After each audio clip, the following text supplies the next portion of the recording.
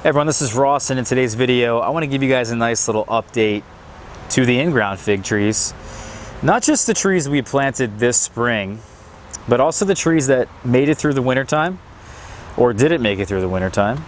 Talk about what worked, what didn't work. You know, we never really gave you guys an update. Today is officially June 15th, so we're halfway through June. And then I think this is a really good time of the year to give you guys such an update. I know, you know, we're well into the spring now. I think we may even be in the summer. When does the summer start, guys? But the point is, you know, I think you guys can obviously, we can have come to some sort of conclusion earlier in the spring, but it really isn't only until very recently that I've realized some trees are dead or some trees are alive. So I didn't want to make this video too soon. You know, I've also been getting questions from various people throughout the Northeast, just contacting me and asking me, Ross, is my fig tree alive? It hasn't come back yet. Should I dig it up? You know, what should I do? And the answer always is just be patient. Even today, if your fig tree is not, it's not alive, it's not showing any growth by even July 1st, there's probably some sort of issue, but I wouldn't mess with it. In fact, you could mess with it and kind of speed this up. We're going to talk about a couple things you could do as we go along and show you guys some of these trees that had various starts. You know, some of them started and woke up really early, and some of them have just woken up, you know. So I'm going to go around the yard here and kind of update you guys on what's going on. Here's my Detrasis place, and this guy was just planted, as many of these guys have been planted. If there's one in particular I think is worth mentioning and what happened to it and why it looks like the way it does, I think I'll mention that. But for the most part, I'm going to stick with these larger trees. I will mention that this tree here, we planted it and it didn't transplant well. It kind of got shocked when it got put in the ground, but it's coming back. I have a couple trees just like that. My white Madeira #1. My brother had stepped on my San Baggio, very rare Italian fig. So they're all coming back, but they're really not off to any sort of start that's respectable. But, you know, at least we can get some growth on them. Hopefully they can get to a decent enough size so that we can protect the base, and then next year they can resprout probably from the base, as most of these one-year-old trees, freshly planted trees, will have to do, is that inevitably they're going to have to resprout from the base next year. Unless they're in the ground for 2 years, my hopes are very low. Nerucciola de Elba is actually doing quite well, but this was in the greenhouse. Actually, this wasn't in the greenhouse. This got a regular head start underneath the sunroom, but it wasn't a 10-gallon size pot. We stuck this guy in the ground. It put out quite a few Breva, 10 Breva, but a lot of them are now dropping. We had 3 that dropped early on, and then very recently, after we had pinched, you can see the tips are now forming new tips, and there's main crop on these branches. The Breva is now falling off, and I have a feeling, a very strong theory, that when you pinch on specific varieties that have Breva, it just messes with the Breva, and I don't think it's always good. I think it can be good, I think it could be bad, but I think because of that, the Breva is now dropping. Some other real interesting varieties we have planted is something called Violet Sapor, and here's the leaf pattern for you guys to kind of get this on camera, but there's 4 different figs on this. This is a freshly rooted cutting that we did this wintertime, and I didn't leave many of the figs on these rooted cuttings unless they were of very high vigor. Like Violet Sapor was one. Another tree that had super high vigor was the Golden Rainbow. The Azores Dark seems to do really well as this guy here, Borgia Soak Grease. And I want to show you again, this is the leaf pattern here. The reason why I have both of these trees in the ground is really to compare them, because a lot of people think they're exactly the same. They both come from a park up in California called Prush Park. And you can see down in here, the Borgia Soak Grease also has fruit on it. And it's still, I actually pinched this one at such a small size, I decided to pinch it. In fact, You know, why don't I pinch the violet support? We can get even more fruit off of this. So at such a young age, freshly rooted cuttings, they really don't have many leaves on them.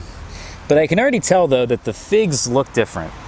The shape of the fig is definitely more flat on this guy here, violet support, whereas on this Borgia Soak Reese, it's more elongated, nowhere near as flat. So I'm of the opinion that they are not the same, but the leaf pattern certainly looks very similar at this current moment. They are very young trees though. We also have our Black Madeira KK in the ground, and you would not believe how many fruits are on this thing. It's doing really well. In fact, it's probably doing even better than it would have if I had left it in a pot, which is actually kind of strange because sometimes these guys, you know, specific varieties just don't really perform too well when you first put them in the ground. But I think the Black Madeira KK is really liking the space that the roots are now allowed to expand into, and the extra nutrients as well. I really think this tree is enjoying it.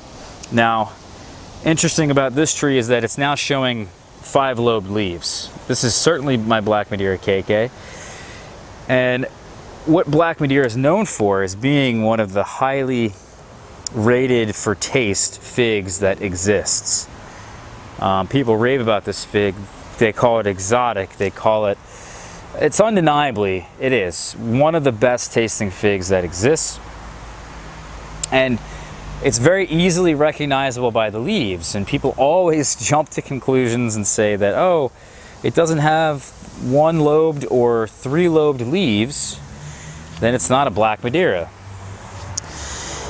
Well, here it is, guys, Black Madeira KK with plenty of 5-lobed leaves. And this is just a very simple situation here of a difference in vigor versus the pot in which it was growing in.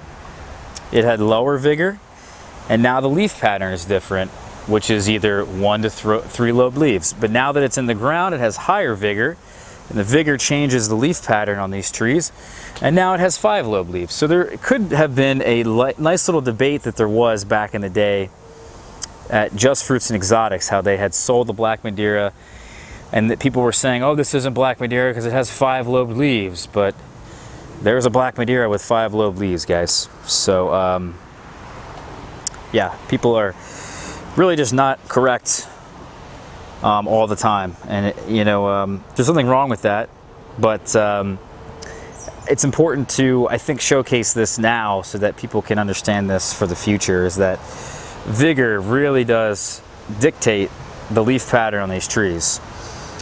Now, I also want to show you guys another tree. This is St. Martin, and St. Martin has been doing wonderful for me. I've even pinched it, and I didn't have to pinch it so far because it's been forming all these main crop.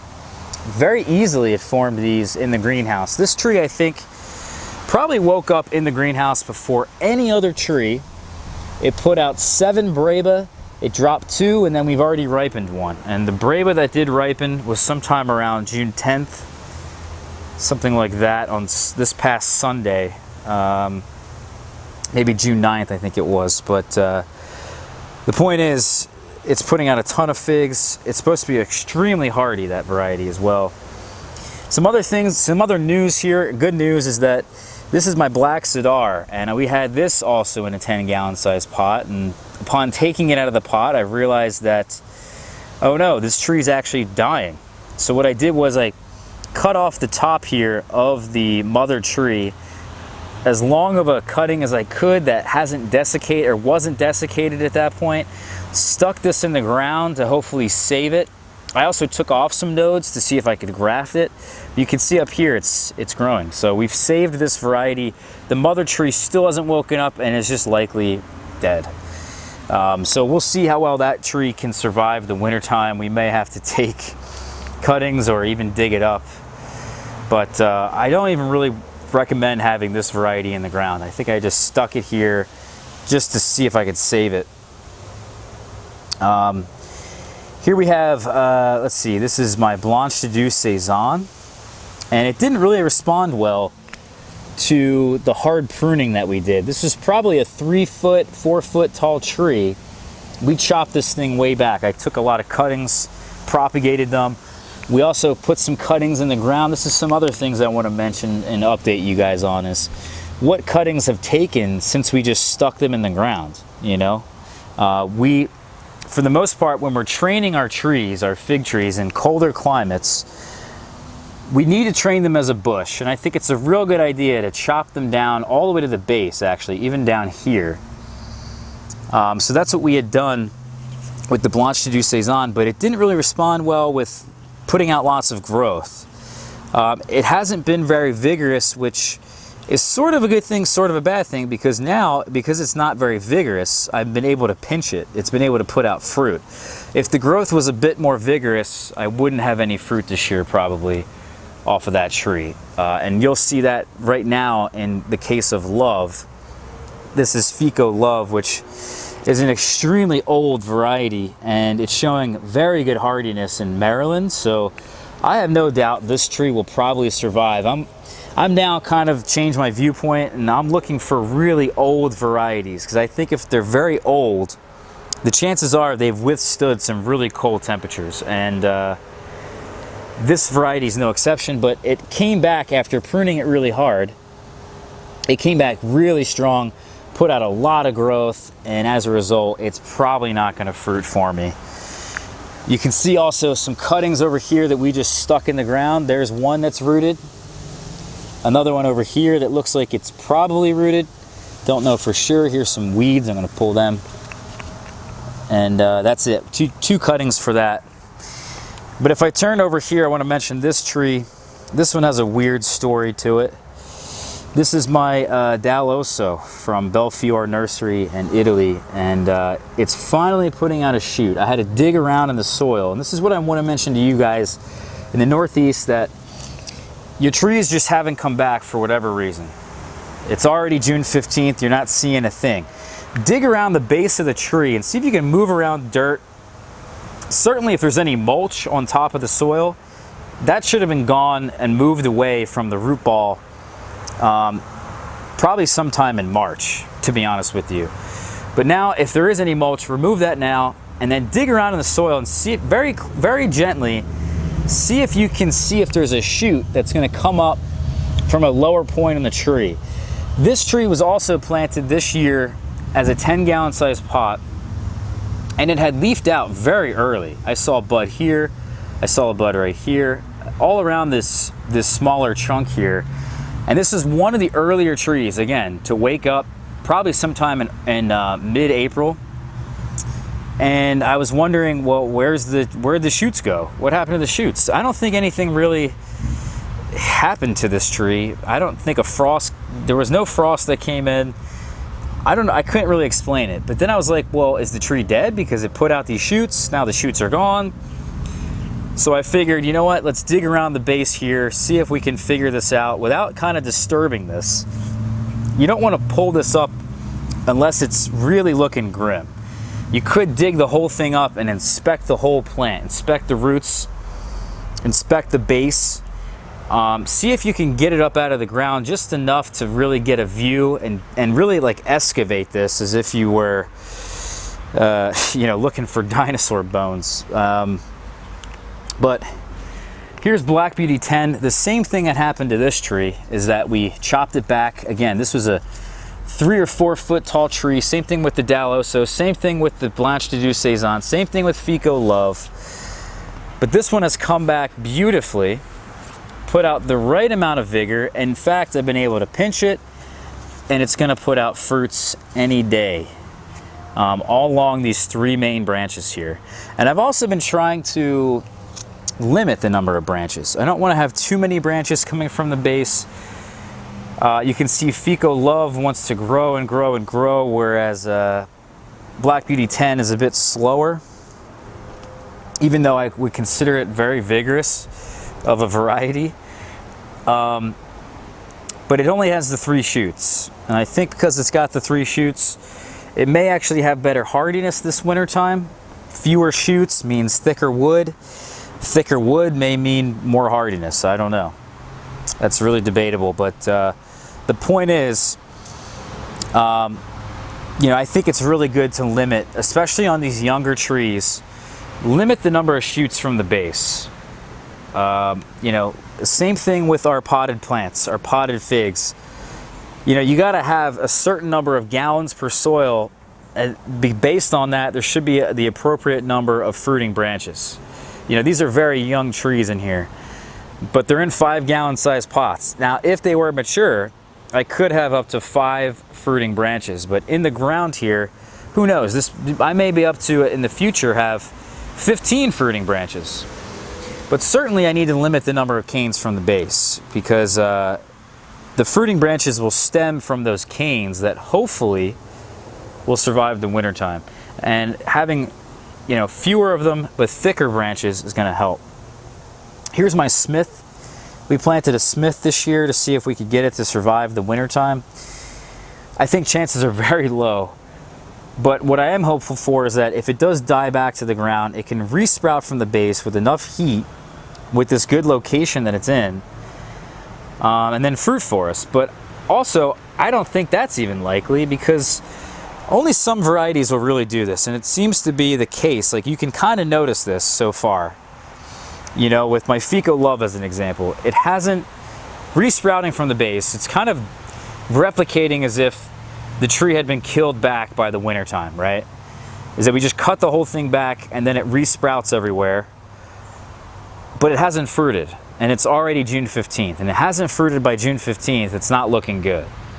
So, well, if I can't pinch it by June 15th, it's not looking good. So the point is that this variety just may not be very precocious, and unless it survives the wintertime, we're not going to really have the greatest success, I imagine, with Fico Love. And that's based off of 1 year's worth of data, but so far, even last year, it wasn't that precocious. Smith doesn't seem that precocious across the board on all of my trees. It takes about 2 or 3 years to get a pretty decent fruit set on Smith, and only if the growth is slower. So we need to slow down the growth somehow, but it's really tricky because these trees, when they get killed back, they just want to grow and grow and grow. Same thing here with my Pastiliere, is that this tree here even wanted to do the same thing. And you can see in here, it put out the most vigorous shoot that I've ever seen. This thing just sprung out of the ground like a bat out of hell. And it actually just grew in the strangest way. Very strange how this thing grew. And then it finally put out some side shoots that are kind of keep catching up. But also I needed to limit those, so I limited this one to 5. And this is supposed to be actually Pastiliere, a slow growing variety. But I think this strain of it is just not. And there's many strains of Pastiliere, that's for sure. But we have been able to pinch it, and it is going to fruit. So there is a good chance that we're going to get fruit at a reasonable time of the year. And what I had done, very strangely, is that because we pinched this main vigorous shoot up here, it then grew. And because it's grown, this amount of growth right here, also these side shoots, there's even a side shoot down here from the base that's come up. You can see that one on that I'm shaking. I've been able to pinch those shoots. The main shoot we pinched thinking I was going to get fruit, but I didn't. It was just too vigorous. And then we're pinching now the side shoots, and it seems like the side shoots are going to fruit for sure. So it's weird how this all worked out, and that pinching then stopped that super vigorous growth.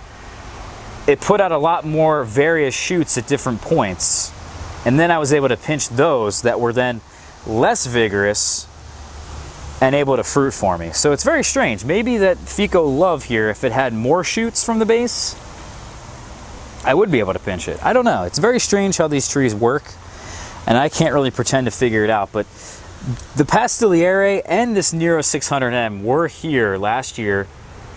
They went through an entire winter time. They've been killed back to the base. Same thing with all the trees down this row, except for this guy here we just planted and this guy here we just planted. We'll talk about that in a minute. But we have Noir de Barbentane there, Italian 258 right there, and then we have Salavotsky pomegranate at the end. And across the board, these trees got killed back to the base and had to resprout. And I don't really expect a whole lot from any of these trees the first year. It's just not going to happen. It's not something that these trees do. They do not do well in the ground in colder climates the very first year.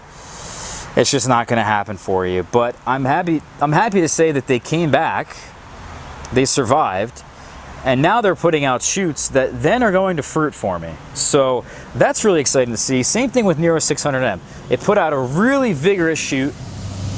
We pinched it. It's now putting out these side shoots, also these lower growing less vigorous shoots. We were able to pinch them at a later date than we pinched this main shoot right here. And some of these other side shoots here, this one's not ready just yet, but this one seemingly like it was. And then perhaps even this shoot right here, this new growth that's coming out, maybe I can pinch that and we can get ourselves fruit by mid-September, maybe even early October. So it's not all lost. What I certainly want to do with these trees, guys, across the board, is at a certain point in the year, probably around maybe mid-July, a month from now, or maybe early August, is that I want to pinch them across the board. I want to make sure that they all set fruit, because I want that growth to really start to slow down going into the fall. And why do I want that? Because I need them to slow down. I need them to slow down so that they can harden up their growth. I can then take cuttings that are more reasonable, easily rootable, sellable, and I think it's just better off for the tree in general, is that it's going to have a better shot, I think, at surviving the wintertime. If it has growth that's really fully hardened up, that's less vigorous, there's definitely a better shot that it will survive freezing temperatures. Here we have a new one that we planted this year, as well as two down here. These are Boulogne, Noir de Boulogne, but this is one that I think is Boulogne, but I don't know for sure. It's called Sauvon Blue Green. And then here is Noir de Barbentane. This one was very slow to come back compared to the other two that we saw, and also the Italian 258 you guys are looking at right here. Noir de Barbentane has taken its sweet time. And again, this is kind of exactly what has happened. It died back to the base. It's putting out a new, very vigorous shoot. And all along this shoot, it's very unlikely that I can pinch this and get fruit off of it. So I'm not entirely sure what I'm going to do with this shoot in particular, but I think I might just pinch it now and get these side shoots going just like we did on the other trees. I don't know why that works, what the deal is with that, but it seems to be working. And then also here with the Italian 258 is that it put out a nice vigorous new shoot, but and a lot of shoots. And I thought I could pinch this and get fruit. Not the case. It's also putting out another vigorous shoot over here. Can't pinch it just yet. Not going to get any fruit off of the Italian 258 in the ground, but hopefully these trees can potentially survive. That's the end goal here, is that if I can get them to survive, maybe we have a more mild winter, or maybe finally now that they're sort of adapted to the location here, or the fact that they've just been in the ground long enough, I may have a much better shot at getting fruit, not this year of course, but in future years. I'm gonna take you guys over to these other trees we just planted. These are the younger trees. We just put them in the ground as very small trees, most of them. By the way, I didn't get to show you, but we did root quite a few cuttings from the Black Beauty 10, from Fico Love, from Blanche de Saison. And they've all taken. Here is a Campanile right here. We just stuck the cutting straight in the ground. Not even the longest cutting, not even the thickest cutting, but it worked out. And then you can see these really young trees that really are kind of coming around now. They're finally doing their thing. They really took their time. I think they need to get their roots established, is what they like to do earlier in the season, especially at younger ages. And then they start putting out growth. Here's one that we transplanted. This is a hardy Chicago type. that seems to just perform really well, guys. Big Bill raves about this one. It's not the tastiest Hardy Chicago type, but puts out mountains of fruit, and it seems to wake up early. It seems to be vigorous and come back strong, and in his climate, apparently it survives. So that's the only fig, by the way, guys. Not this one in particular, but Hardy Chicago is the only one that has survived here consecutively. So we're trying to find something else that will do that as well. Maybe it's Pastilliere. You can see these Pastilliere trees. Here's another Pastilliere. Different strains, guys. Here is something called Gayette, which is a Dalmatie type. And Dalmatie is a very hardy fig, so I figure why shouldn't be Gayette. Here is Floria, Michurinska 10. It's also called in Bulgaria. This is a very hardy fig, guys. Almost as hardy, if not hardier, than Hardy Chicago. So we'll see. It's actually putting out fruit too. Very early variety. I didn't have to pinch it. It's doing its thing. And here's Teramo Unknown right next to it. And this guy's doing quite well from a 5-gallon size pot though. Let me take you guys around to the other side of the yard. We're running out of battery, I've just noticed. Unfortunately, there's 2 trees in the front we're just not going to get around to, and that's the Improved Celeste and Malta Black. They all got killed back, but they came back really strong. Similar to the trees we showed you guys, the Nero 600M, the Pastilliere, they're coming back super strong because they're older trees. They're like 4 years in the ground now. And I've been able to pinch them, and I'm actually going to get a very early, reasonable crop, probably sometime in mid-August, which is really early for an in-ground tree. Here we have Little Ruby. This guy was also killed back to the base. You can see there's nothing left. There's no trunk left. This one is an absolute winner here. This guy, for whatever reason, it didn't survive the wintertime, but it comes back decently strong with these really thin limbs. It's a really just slow growing tree for me, but I'm able to pinch it, and I pinched every single branch on here, and every single branch on this new tree, there's 5 new branches from the base, are all going to be loaded with fruit that's then going to ripen for me probably by September 1st, maybe even mid-August.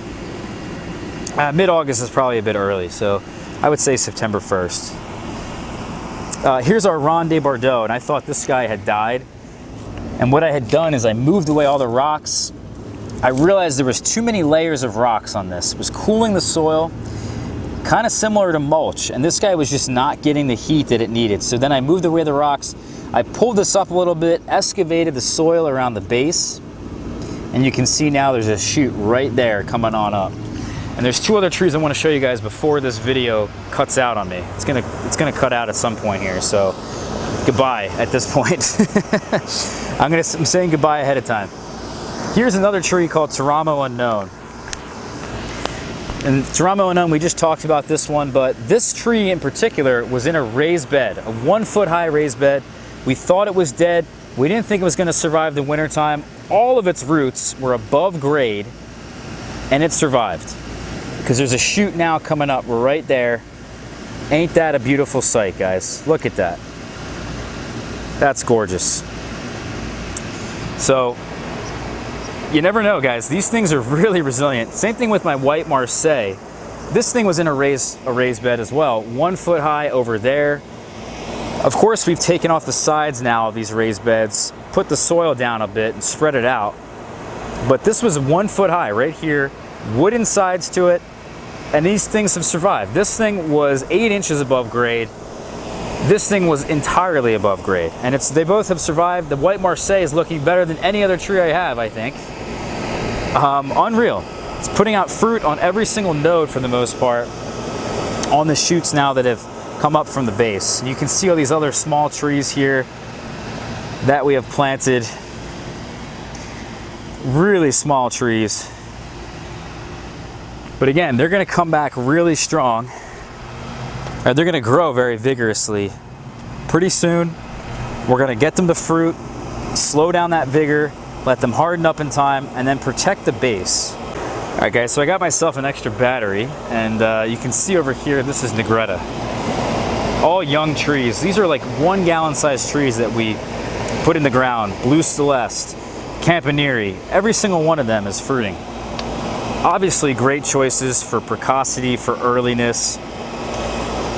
Campanile is the biggest shocker of them all. It's fruiting without any assistance. We did pinch it up here, but it was already putting out fruits, and I decided to pinch it because I want the fruits to form now. But this tree actually is going to be the earliest variety I have in the ground out of any of the varieties, I think, which is insane. Absolutely insane. Let's keep going here. This is my Lsu Champagne. This was in a 10 gallon size pot. Again, we cut this thing all the way down to the base. The wind has been battering this tree down. You can see the vigorous shoots that were facing upwards are now facing down. We pinched it, it's putting out fruit. It's starting to grow quite vigorously, but we got some fruit off of this. This is really impressive. I wasn't sure if this variety was gonna really work here, but it seems to be pretty precocious, easily fruitable. Same thing with the Lsu Champagne that we have at the end there. I think out of all the Lsu varieties, probably Champagne and Champagne would probably be the best bet. I think Purple and Tiger have potential, but I think it's less likely. Here we have Azores Dark. And out of all the trees that are gonna fruit forming in the ground this year, my Azores Dark was the very last one to wake up from dormancy.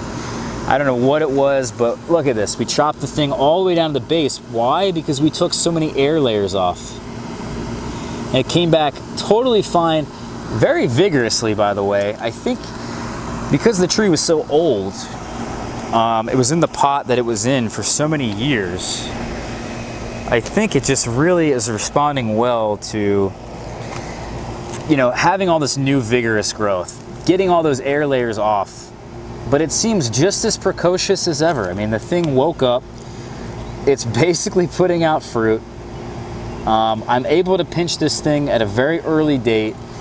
And I think actually, believe it or not, this thing should fruit for me quite early. I would say even probably, you know, if I'm lucky, early September, which is really astounding because this thing, it like just woke up. This thing woke up in like, probably about a month ago, which is crazy. I really can't believe that variety, to be honest with you. Here's Long de Doute. This is another winner here, guys. And it's also very hardy, but it's already got fruit on it. We were able to pinch this shoot after we chopped it back to the base like every single other one. It comes up now with the new shoot that's very vigorous, but not vigorous enough to where I can't pinch it. And that's exactly what happened. We pinched both of the new shoots. I want this thing to put out more shoots though. So kind of disappointing there, how it hasn't done that for me. But here's this whole location, guys, that you guys can see now. Let me back away. I have them now spaced in this row here, I think 2 feet apart. And this row here is 3 feet apart. And in this row over here is actually 3 feet apart as well. We'll see what the spacing ends up looking like. I may even get away with a 2 foot spacing on all of them. Once I find out what the right variety is, I may be able to put them even closer in terms of getting really early production. I could just chop them back down to the base every year. That's one strategy. If I take you guys to the front though, I want to show you, and we could talk more about that strategy in some other time. I don't exactly know the specifics on it just yet, but there is a strategy where you chop the whole thing down every year, protect the base, let it resprout from the base, and if you have them really close together, spaced really close together in high density, and you pinch the new branches at a reasonable time, you can get early fruits and at pretty good production. You know, I'd much rather, of course, have a large tree that survives the wintertime every year. And then that way they're going to put out much more vigorous growth that's going to then put out fruit earlier. I'm going to have much more fruit off of these trees, but so far that hasn't been the situation, hasn't been the case. Here's my Malta Black. We were able to pinch this guy, and I'm not seeing fruit formed just yet in terms of an actual fig, but it should be putting out fruit any day now. And I would expect early September with that one. You know, September 1st is usually the average date for these very early varieties here in my climate. So if I can get them before that, that's something special. If I get them by September 15th, the quality is going to decrease. And also, that's nothing special. That's probably somewhere around mid-season of a mid-season variety. Here we have my improved Celeste, put out a super vigorous shoot. We pinched this one. And then finally the side shoots that were coming up, or other shoots from the base that were coming up, were less vigorous. And I was able to pinch some of these, and we'll get some fruits off of the improved Celeste this year. Really trying to focus on all these trees is limiting the number of canes from the base to hopefully get them better survival chance this winter time. Here we have some that are wrapped and protected from the lawn people, from critters, from my brother. This is Sangue Dulce down here. We have Campanile, and then we also have another Campanile. And our Campanile right here was at fruiting size, and then the lawn guy came in and chopped the whole thing down with his foot, I think. These people just, I don't get it. It doesn't make any sense, but whatever. The point is that now it's protected. It should put out some nice growth. We'll get it to fruit later in the season. I think that's really the main objective. I mean, I'm not too upset about it, but it would be nice to have had the extra fruits off of that tree. As many Campanile figs that I can try, I think that's a big bonus to get a handle on this variety, especially because I have so many of those trees now. But anyway, guys, that was this little update for you guys. That's pretty much every tree that we've got and everything I think I wanted to mention to you guys, talking about growing figs in a colder climate. That's the nice little update.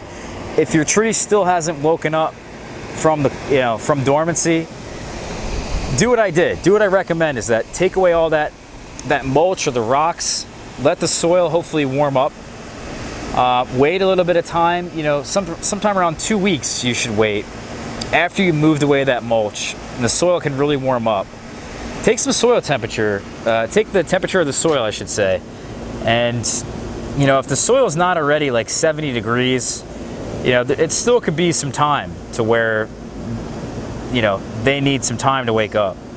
And then dig around, excavate this whole thing and see if you can see a shoot coming from the base, from a lower point in the tree.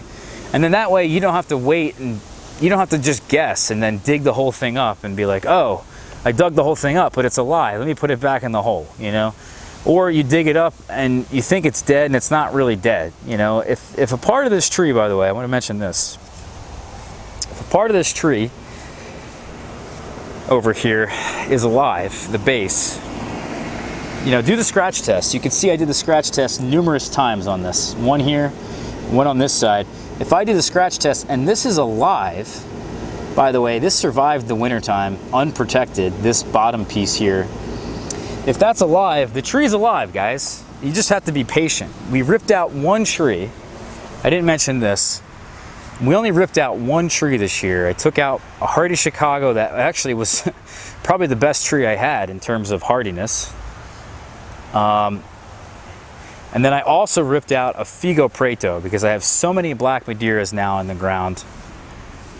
It didn't really matter to me, and the tree was taking its sweet time to come back from the base. I didn't really have high hopes for it anyway, and I decided to make room for other varieties. But that one would have came back. I didn't have any single tree die. And a lot of you guys questioned me in putting these really small trees in the ground, saying, oh my God, they're gonna die.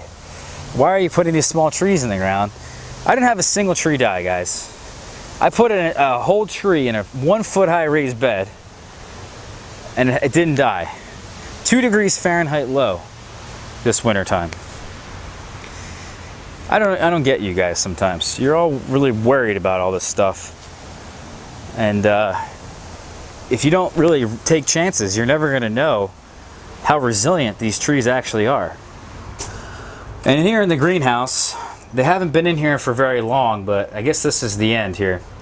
Forgot to mention these trees, but we just planted them for greenhouse production.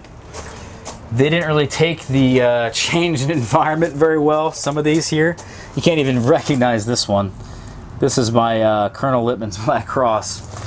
The Capra Fig is doing phenomenal, and so is Coldedon Blanc. They're putting out, both of these are putting out new shoots. You can see that down there. But my Panache or Martinique Ramada, whatever this is, and the Colonel Lippmann's really did not like this new environment.